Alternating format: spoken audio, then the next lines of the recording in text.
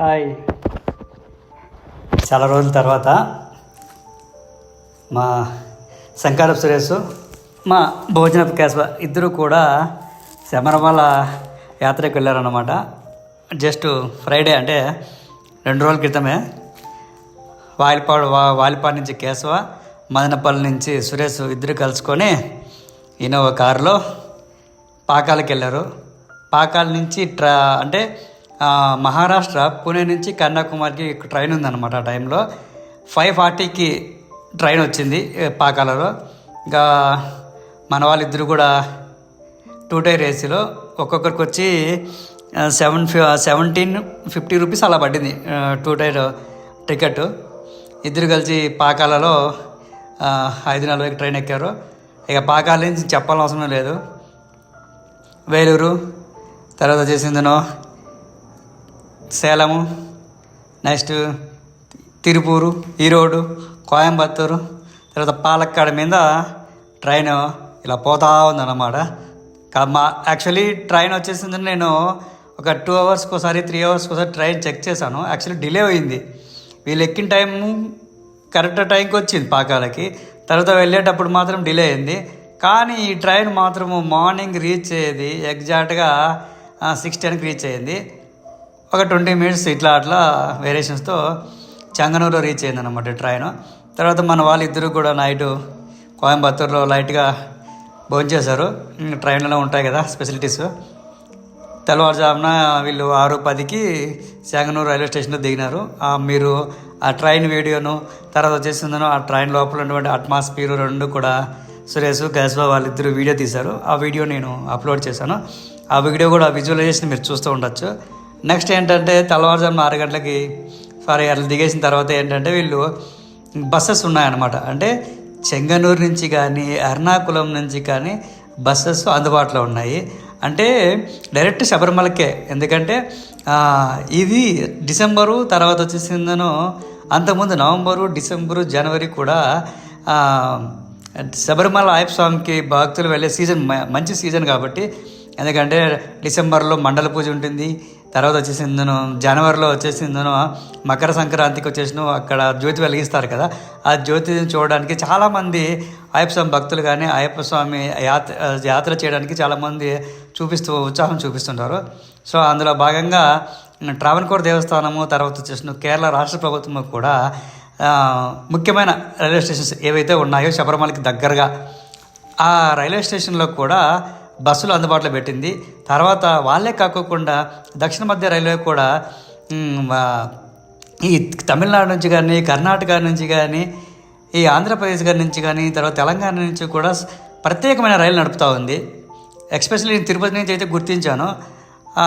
ప్రతిరోజు ఒక ట్రైన్ ఉంది తిరుపతి నుంచి, అది నేను నోటీస్ చేశాను.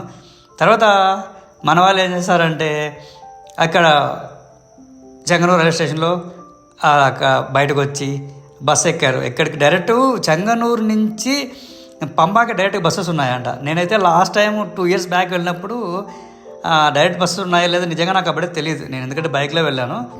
సో ఇప్పుడు ఏంటంటే మా వాళ్ళు డైరెక్ట్ బస్సు ఎక్కారంట. నాకు చెప్పారు అంతా కూడా. చెంగనూరులో బస్సు ఎక్కింటే దాదాపు ఒక 3.5 hours అట్లా పట్టింది. అంటే మామూలు సింగిల్ రోడ్ కదా, అది అంత ఘాట్ సెక్షన్ ఉంటుంది. ఆల్మోస్ట్ అంతా కూడా 90 కిలోమీటర్లు వచ్చింది. 3.5 hours పైనాపిల్ జర్నీ పట్టింది అన్నారు. మధ్యలో ఒక 1 hour జర్నీ తర్వాత మంచి పైనాపిల్ తోటలు ఉన్నాయి. ఆ తోటల దగ్గర చిన్న చిన్న హోటల్స్ ఉన్నాయి. మరి అంత పెద్ద హోటల్స్ ఏం కాదు. అది కూడా మీరు విజువలైజేషన్లో చూడొచ్చు, కూడా వీడియోలో చూడొచ్చు. అక్కడ ఆపినారు చాలామంది. టీ కానీ స్నాక్స్ ఏమైనా ఉంటాయి కదా. 7:30 అలా ఏంటిది ఆపారు. మా వాళ్ళు పైనాపిల్ తోట అంతా తీశాడు సురేష్, మీరు వీడియోలో చూడొచ్చు. అంటే శబరిమలకి వెళ్ళే రూట్లో ఎక్కువగా ఒక 50 నుంచి 40 కిలోమీటర్ల దగ్గర నుంచి, ఇక శబరిమలకి ఇంకా 40 కిలోమీటర్ల దూరం ఉందనుకోండి, అక్కడి నుంచి ఎక్కువగా పైనాపిల్ తోటలు కనిపిస్తాయి. నేను ఫాస్ట్ వీడియోలో కూడా చూపించాను. తర్వాత ఈ వీడియోలో కూడా సురేష్ చూపించాడు మీకు. ఆ పైనాపిల్ తోట కాడ వీళ్ళు పైనాపిల్ కాయలు, చిన్న కాయలు వచ్చి 100కి వచ్చి 3 కాయలు ఇచ్చారు. పెద్ద కాయలు వచ్చేసిందను 100కి వచ్చి 2 కాయలు సంథింగ్ అట్లా ఇచ్చారంట, కాయలు సైజు బట్టి. కాయలు టేస్ట్ బాగున్నాయి, మా వాళ్ళు తిన్నారు కూడా. తర్వాత అక్కడ ఒక 10 minutes బ్రేక్ తీసుకున్నాక మళ్ళీ బస్సు స్టార్ట్ అయింది. మళ్ళీ డైరెక్ట్ ఇంకా నీలకల్ బేస్ క్యాంప్ దగ్గర ఏం ఆపుకోకుండా ఎరిమేలిలో ఎవరైనా దిగేవాళ్ళు ఉంటే ఎరిమేలు దిగేస్తారు అయ్యప్ప స్వాములు స్వామివారి భక్తులు. తర్వాత డైరెక్ట్ పంబాకి వెళ్ళిపోయింది. పంబా దగ్గర ఒక 300 మీటర్స్ ముందరే బస్ స్టాప్ చేశారు. అక్కడ నుంచి వీళ్ళు నడుచుకొని వచ్చి పంబాలో నీళ్ళు, ఇప్పుడు వర్షాలు బాగా పడినాయి కదా, నీళ్ళు మంచి నీళ్ళు ప్రాజెక్టుల నుంచి పైన ఎగురున్నటువంటి ప్రాజెక్టుల నుంచి నీళ్ళు వదిలారు. ఆ నీళ్ళలో వీళ్ళు స్నానం చేసుకొని, యాక్చువల్లీ ఇక్కడ ఇంకో విషయం గుర్తించుకోవాలా ఏంటంటే పంబాలో భోజనాలు పెడుతున్నారు. పంబా బ్రిడ్జికి ఎదురుగా వచ్చేసిన మనం మెటికల్ ద్వారా ఇట్లా వెళ్తాం కదా పైకి, సన్నిధానం పైకి, అక్కడ భోజనం అన్నదానం అనేసి అన్ని లాంగ్వేజ్ రాసి పెట్టారు. మీరు నోటీస్ చేసుకోండి, గుర్తించుకోండి. అక్కడ భోజనాలు పెడతా ఉన్నారు. అక్కడ తినేసి ఇంకా అక్కడి నుంచి పైకి వెళ్ళడమే. ఇక్కడ ఇంకో విషయం గుర్తుంచుకోవాల్సిన విషయం ఏంటంటే మనము పంబా నుంచి పైన అయ్యప్ప స్వామి దేవాలయానికి మొత్తం ఇవి వెళ్ళే దారి మొత్తంలో కూడా చాలా దేవస్థానానికి సంబంధించినటువంటి ఈ ట్రావెన్కోర్ అయ్యప్ప స్వామి దేవస్థానం సంబంధించినటువంటి వాళ్ళు నీళ్ళు ఇస్తారనమాట. అది వచ్చేసిన పింక్ వాటర్ ఉంటుంది, అంటే హాట్ వాటర్ ఉంటుంది.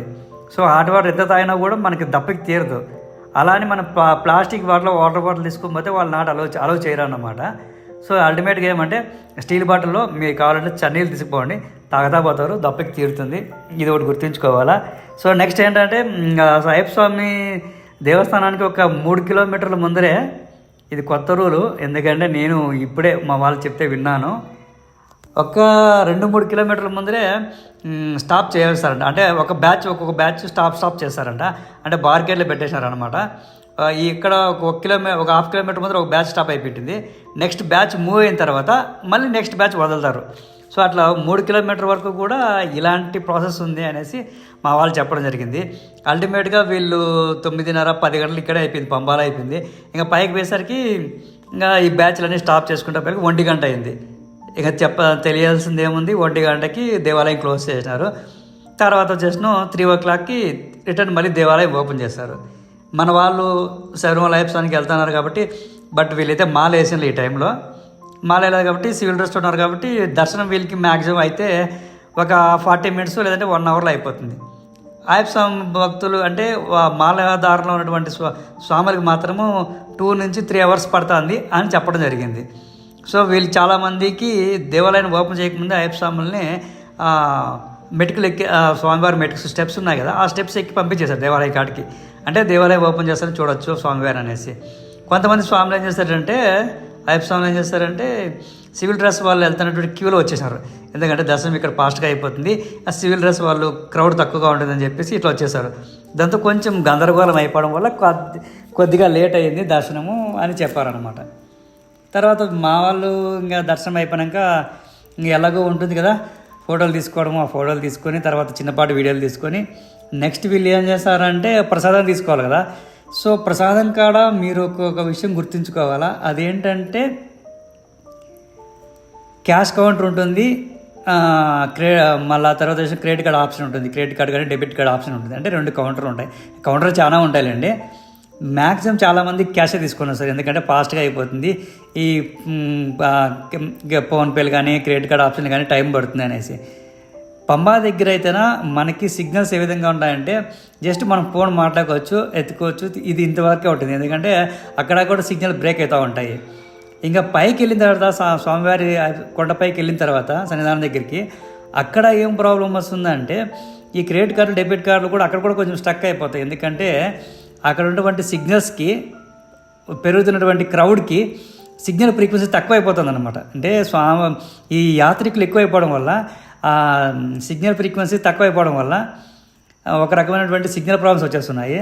సో మ్యాక్సిమం చాలామంది కూడా క్యాష్ తీసుకోవడం వల్ల క్యాష్ కౌంటర్లో క్రౌడ్ ఎక్కువైపోతుంది, టైం ఎక్కువ తీసుకుంటుంది. So debit card credit card అనేది కూడా తీసుకోకపోతేనా మీకు ప్రసాదం అనేది చాలా ఫాస్ట్గా తీసుకునేవచ్చు.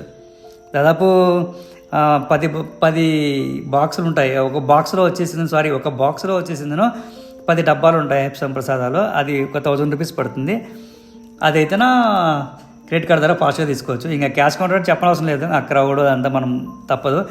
మనం వెళ్ళేటప్పుడు ఒక దారిలో వెళ్తారంట. మెటుకులు అక్కడక్కడ కొంచెం బలపరుపుగా వస్తుంది రూటు. నెక్స్ట్ దిగేటప్పుడు వచ్చేసిన ఇప్పుడు కొత్తగా కాదు, ఆల్రెడీ పాతగా నుంచి దారి ఉందంట.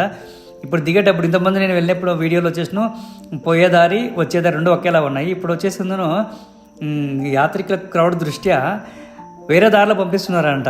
ఇంకో దారిలోనే అది కొంచెం కంకర రాళ్ళు అట్లా ఉంటాయంట, కొద్దిగా రాళ్ళు ఎక్కువగా ఉంటాయి ఆ రూట్లో, కొంచెం ఇబ్బంది అవుతుంది, ఎందుకంటే నిలువుగా దిగాలి కదా, ఇబ్బంది అవుతుంది అనేసి మన వాళ్ళు చెప్పడం జరిగింది. కాకపోతే స్వామివారి దర్శనానికి వెళ్తున్నాము, రూట్ ఎలా ఉన్నా పర్వాలేదు, ఆనందంగా వెళ్ళొచ్చు, ఆనందంగా రావచ్చు, దీంట్లో అయితే ఎటువంటి సందేహం లేదు. ఇంకా మా వాళ్ళు అక్కడి నుంచి దిగేసి కిందకు వచ్చారు.